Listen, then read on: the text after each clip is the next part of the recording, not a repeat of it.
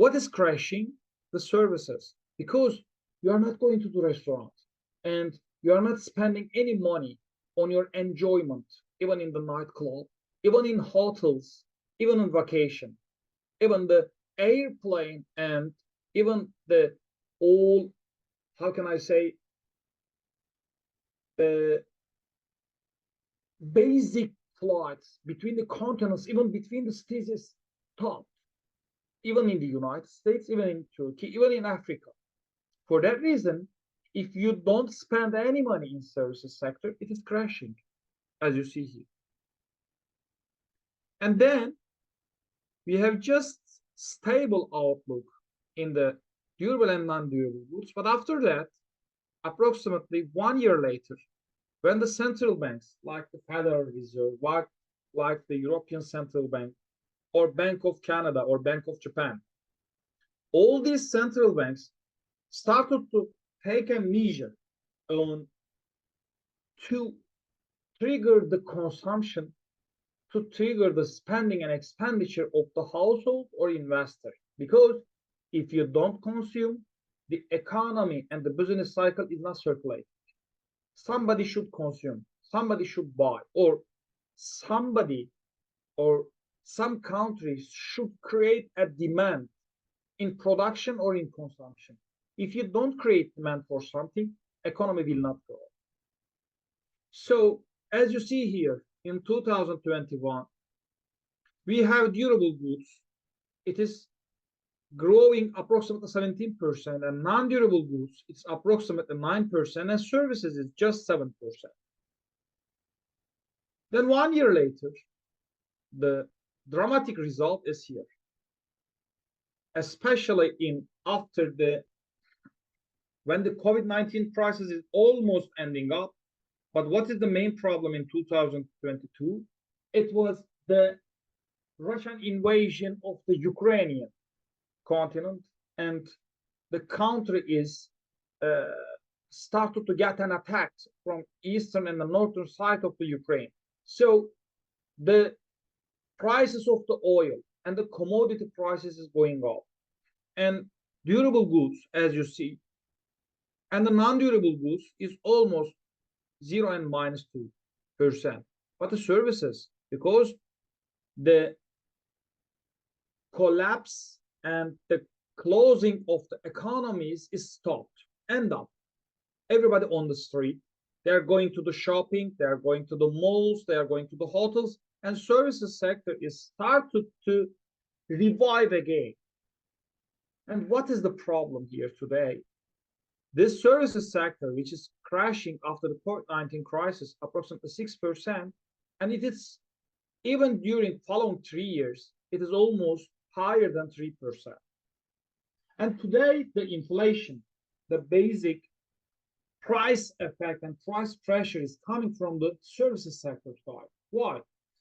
When you decrease something in basic household income or their consumption side, you can directly adjust their consumption pattern and their expenditure pattern by just adjusting the interest rate, or let's say the loan in the deposit and the banking system.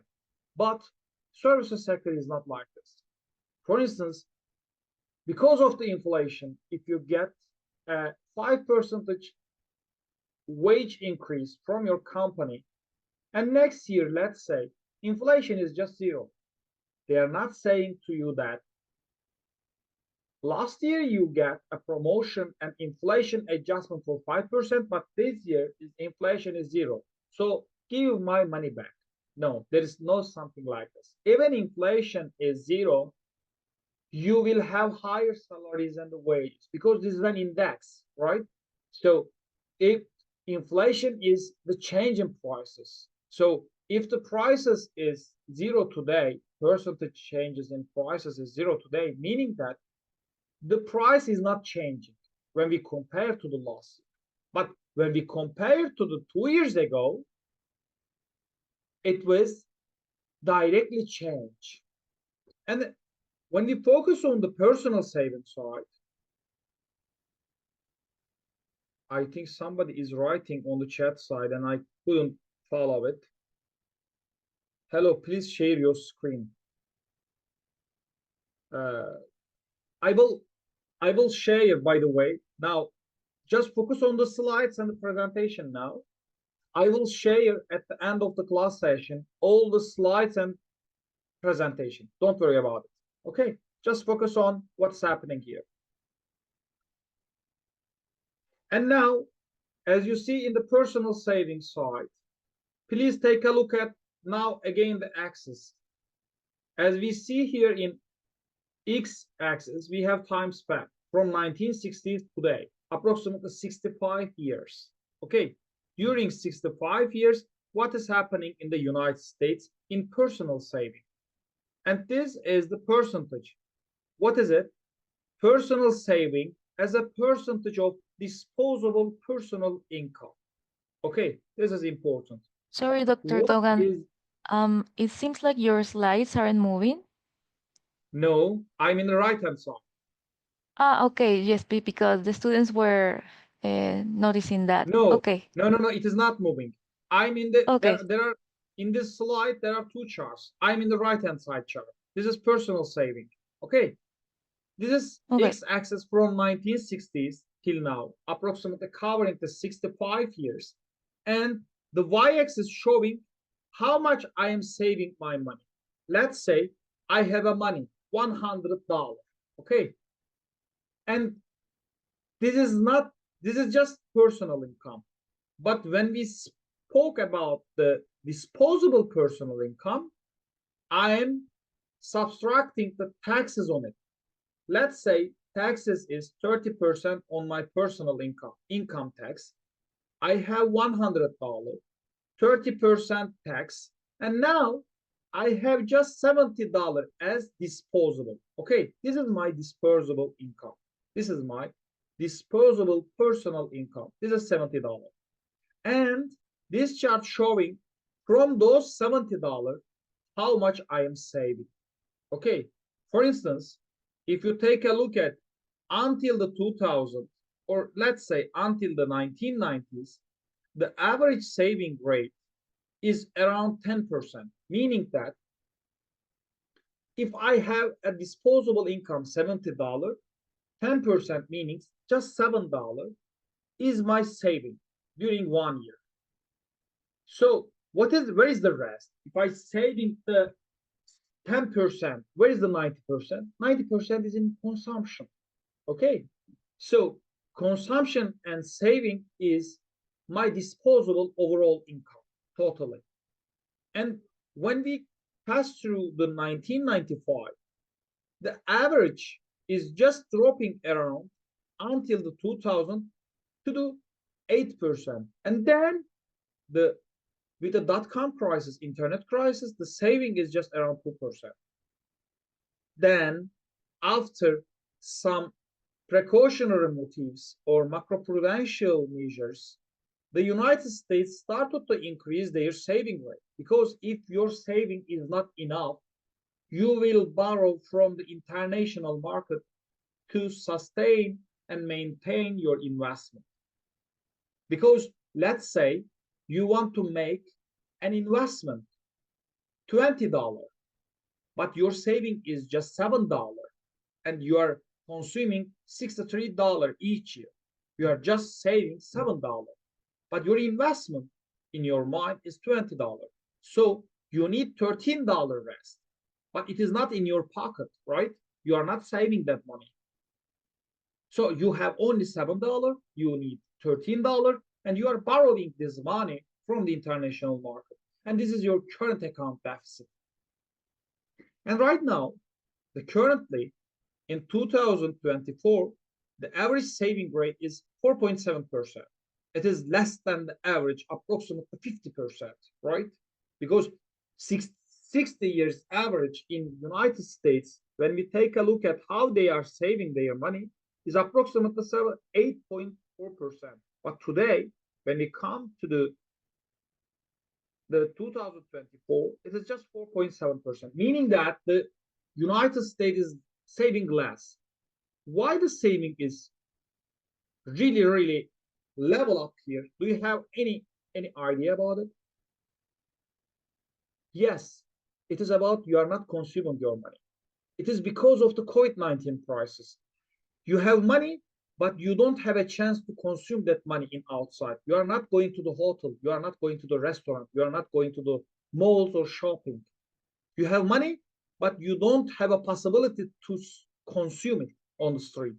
So you only save your money, and it is really, really increasing during the COVID-19 crisis. But today, it is just 4 point, as I say, 7%, and less than the half of the average of the 65 years in the United States. And let's look at what is happening in the oil market, because the Trump, when he before he coming to the power of the administration of the United States, he shared with the rest of the world, I will bring the oil prices again with the highest level, and I'm the opposite of the green and convertible energy, right? Green energy or energy consumption. So even I will go to the market and I will buy the coal, he said. So the oil market has an upside pressure after the Trump administration, and especially between some challenges, Russia and Ukraine, because they are one of the highest producer of the oil in the market. Take a look at here. Change in production and consumption in liquid fuels. Production from 1990 and until here, 6 years. And the United States, by the way, this production is million of barrel per day. These units are million. Okay. For instance, the United States today is approximately producing 23 million barrel per day. And the changes here is from 2019 till now is approximately 18% increase. The OPEC, the oil production and exporting countries, they are producing and exporting to the rest of the world, and their production is decreasing. This is dramatic. The OPEC production is decreasing, but the United States production of the oil is increasing. And Russia, one of the biggest oil producer in the world, because they have really much reserves. When we take a look at their capacity in the oil production, they have something like this. And the Russia today, when we compare to the 6 years ago, decreased their production. And what is the total production as a million? 104 million barrels per day. The world is producing the oil. And when you look at the US crude oil inventories and rig count, as you see, the active rigs and inventories, the US inventories is crashing. Do you see this picture? From Sorry, Dogan. 1,200. Sorry, Dr. Dogan. We only see your first slide. I don't know if you're showing anything. Uh, no, I think I see. I'm changing the slide. Let me change it Yes, because please reshare the I screen. moved. I think it's freeze. Yes. Yes, maybe. Do you see now the oil market screen? No, we only see the PowerPoint presentation that it's in the first slide. Wait, let me do this. Because there's a problem, I think. Wait.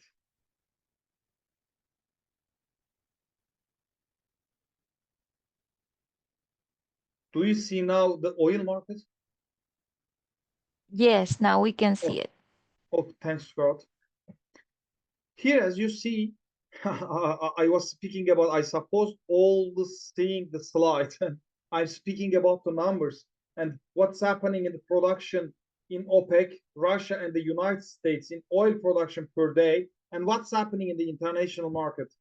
For that reason, as I said, the world is today globally producing 104 million barrels. Okay, 104 million barrels per day.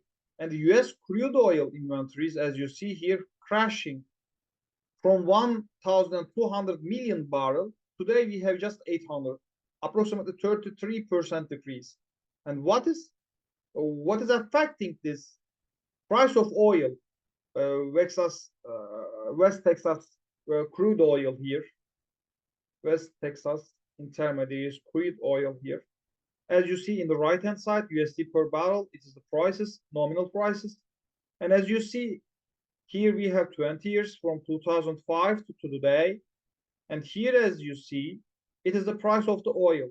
In 2008 crisis, we have approximately 145 per barrel.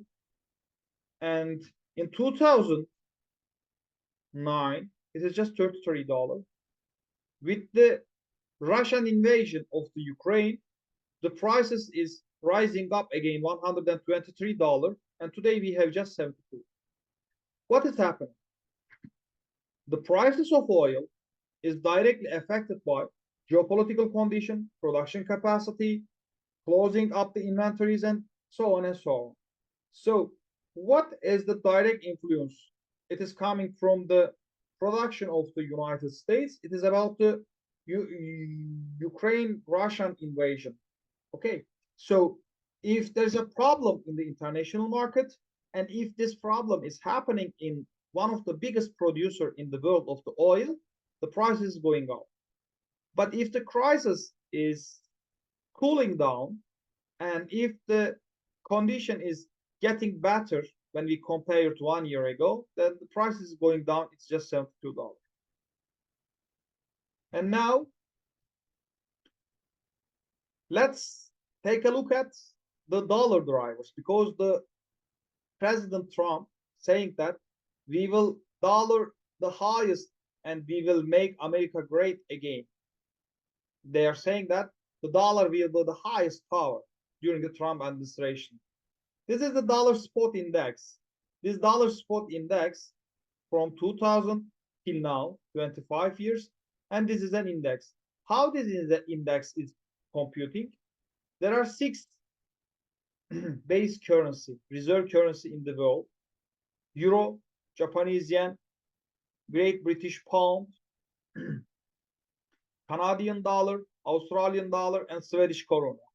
These 6 currency made a basket, and the changes in this basket, according to the United States dollar, is the index of the US dollar. This one an index. Okay, and today this index is 108.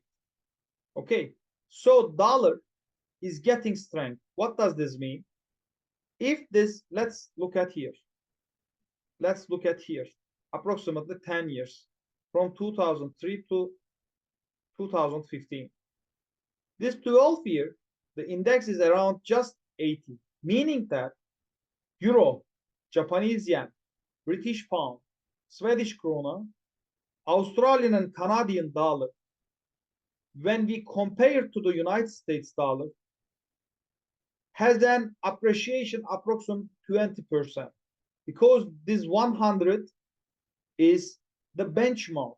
If this is above the value of 100, United States dollar is appreciating, or if it is less than 100, meaning that United States dollar is depreciating. Today, it is appreciating 8% against these 6 base and reserve currency in the world. And on the right hand side, please take a look at this one.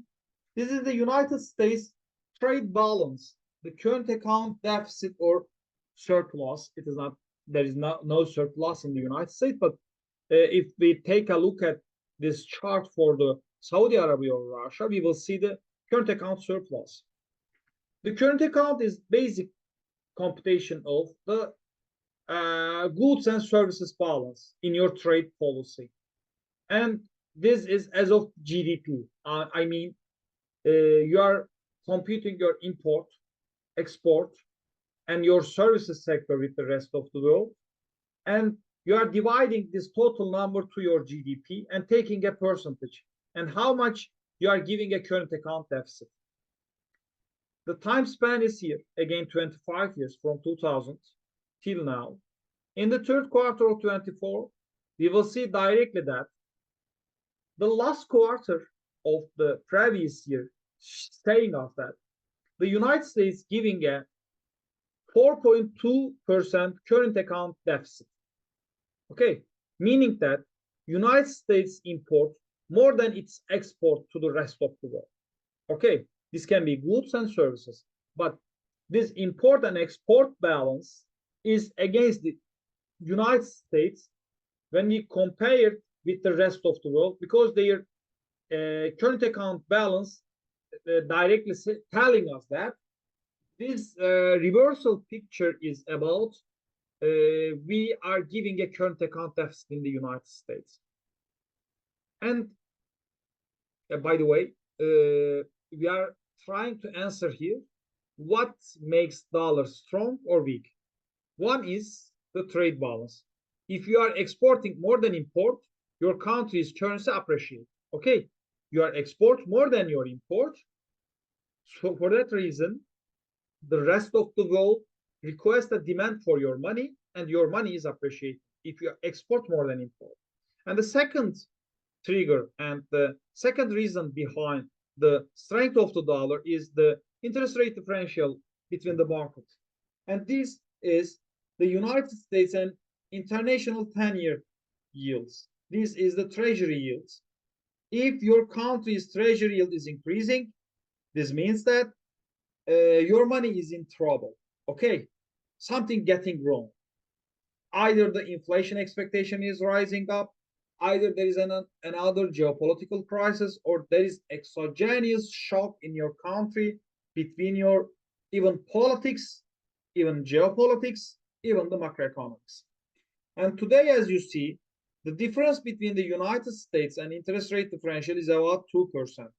When we take a look at here, please look at the dollar and please look at the dollar. If this interest rate differential is zero, meaning that United States Treasury pay less than the rest of the world compared to the rest of the world, it's meaning that dollar losing strength. Okay, dollar depreciating. If the United States paying more yield when we compare to the international market, now the dollar is getting strength.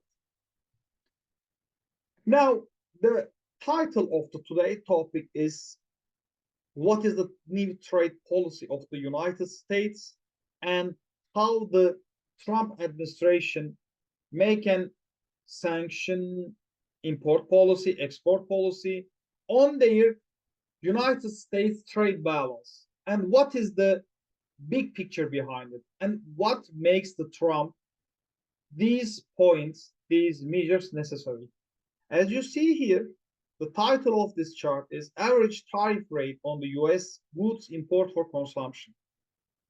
And these are duties collected, value of total goods for consumption. This is the tariff on your country. Just make a difference between tariff and tax. Tax is something different. For instance, tax can be done on value-added tax on the consumption, and this is applicable for all goods and services in the market. But the tariff generally putting on the imported products, it is generally putting on the, how can I say, the tradable products. And when we take a look at from 1930s, please take a look at this picture. This is approximately 100 years. Okay, 95 years or 100 years from 1930s until today. The average tariff on US goods. And here, as you see, until the Second World War, the average tariff is around 15%, right? Then after the Second World War, the economy started to open to the rest of the world. Lots of measures are going down.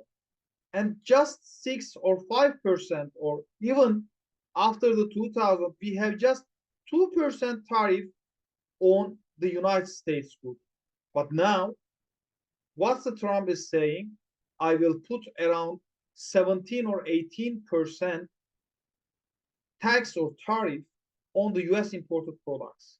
What does it mean? I will bring the United States trade policy before the Second World War and I will put, like we are in the Great Depression, I will put tariff on the United States product. So when you ask this question on yourself, what can be the basic reason behind the Trump's policy? Because Trump has lots of supporter in their internal policy, right? His slogan is "Make America Great Again." What this mean by your citizen? It's meaning that I will save you. I will support your internal production. I will put tariff, tax, lots of measures on imported products. And the United States citizen will only buy your products, the local products. They will not buy the international products. They will not buy the, let's say, the Japanese or German cars. I will support the car sector and industry in the United States. If they buy, they will pay 20% higher prices when we compare to the domestic prices. For that reason, 20% is really higher prices when we think about a car or let's say bigger investment. For that reason, everybody will buy in the United States. Why Trump is trying to do so, as we say, he has lots of support in the internal market. They bring the Trump as again a power in the United States, and he has some promise for those citizens, and he's saying that I will support you, I will support you financially, I will even producer. There are lots of producers in the United States, right? Even in technology, even in machinery, they have lots of producers. But for instance, some German or Japan products, when we compare to the United States, they have relative advantage in their production, even in cost, even in machinery, even in specialization. So their products are cheaper. And the quality and the product capacity, when we compare to the German and Japan, United States products is less valuable, less attractive, right? So citizens in the United States want to buy Japan and German products, but the Trump is not triggering this. Trump does not want to do so. Trump wants to make those German, Japan, or any type of products outside the United States expensive, and they want to make their producer products comparably cheaper when compared to the rest of the world. And now let's take a look at the second chart here. Here, as we see, this is the global trade pattern. As you see, average tariff here in the United States, goods from China. This chart is all countries' tariff. It will around 18%. But when we speak about the China, the tariff is around 10%, not 18%. But normally, before the Trump, it is just 3% tariff on the Chinese products in the United States. But it is now 10%. And when we look at the US goods important from the countries, US generally important products from where? To the rest of the world. Here again, you see the 25 years, and here total goods coming from outside the United States. Which has the biggest part? The China. China has a biggest part in the export to the rest of the world when we compare to the United States. The United States importing the highest product from the China. It's approximately 20%, as you see. But now, after the Trump's policy, it is just 14%. And who is getting strength? The getting strength countries is Taiwan, South Korea, and ASEAN countries. But the Euro area, Canada and Mexico, is just around 15%. So if you take a look at this big picture, and if the Canada, Mexico, or Euro area just producing approximately, just exporting to the United States approximately each for 15%, what will be the effect of this huge tariff on this product. This China, Canada, Mexico, and Euro area will be around here, 10%. And this Taiwan, South Korea, and ASEAN countries, this will be higher than the 15%. Because Trump has some retaliation policy with Canada, Mexico, and China. They are saying that we will put higher tariff on the imported products, especially in these three countries, Canada, China, and Mexico. This is the financial market. Let me take a look at here what's happening after the Trump administration. This is the understanding the alternatives in the investment. What is happening here? They are trying to understand the alternatives in the risk and return. For instance, under the Trump administration, you want to invest your money with different source of assets. Which type of asset? These can be stocks, bonds, alternatives, and any type of asset in the international market, right? So if I have, by the way, we have general principle in 60-40%, 60% in fixed income and 40% in the stock exchange. And here, as you see, please take a look at this picture. This chart is showing the volatility, how much risky, meaning this volatility, meaning risk, and how much you earn, risk and return. Okay, how much it is risky and how much return you will get at the end of this risk. The average principle is this. Normally, the average principle is this: 60% bond and 40% stock. And this is around just 7% volatility and risk and around 7.5% return. But let's look at this one. If you increase your risk, you increase your stock from 40 to 70% and bond is 30%. What is happening? Your risk increasing to 13%, but your return around 10%. Your return is less than your risk. You will not get this risk, right? Your return is less than your risk. You will not get this risk. But for instance, let's take a look at here. Look at this one. 30% stock, 40% bond, and 30% alternative. Now my risk is 6%, but my return is around 9%.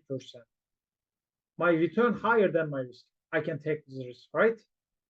This risk is manageable, but this risk is not. It is really risky.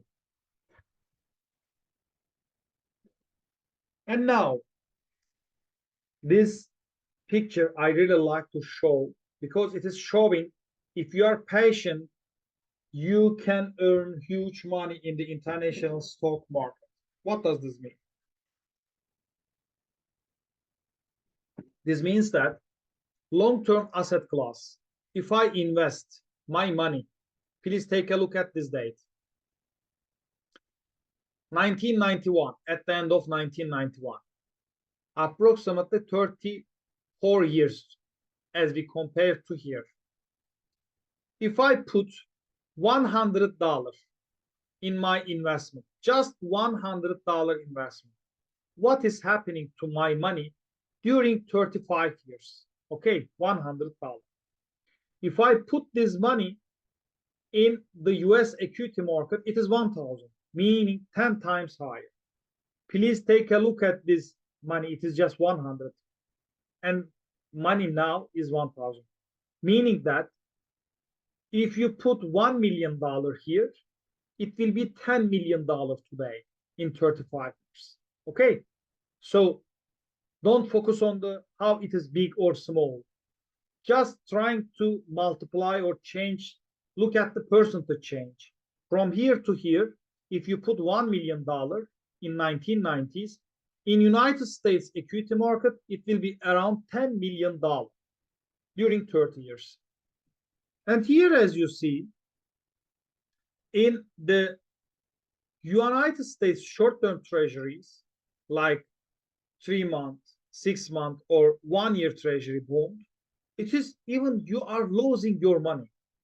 $100 become 97. You are losing after 35 years patience.